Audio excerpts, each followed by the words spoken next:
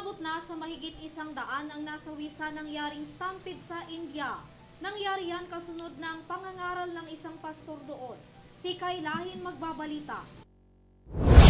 Nasawi ang 121 na debutante sa Uttar Pradesh State, New Delhi, India noong Martes matapos maipit sa stampede dahil sa paghabol sa isang preacher. Biglang tumigil ang pastor sa kalagitnaan ng pangangaral at sumakay sa sasakyan nito, kaya agad namang nagsigawan at nagtakbuhan ng mga debutante upang mahabol ang pastor. Dahil sa ikinilos ng karamihan sa mga taong dumalo, naging dahilan nito upang madaganan ng iba pang mga nakaupo sa bandang unahan.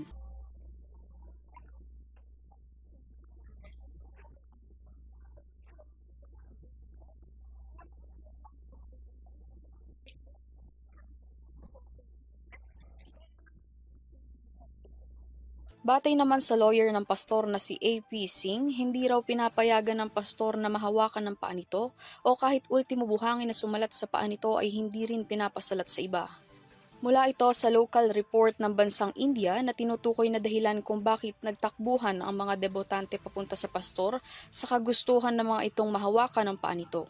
Base sa paunang report ng mga pulis, 250,000 ang bilang ng mga mamamayan ng India na pumunta sa religious event para sa mga Hindu kahit ang pwede lamang lamanin ng lugar ay 80,000 lamang.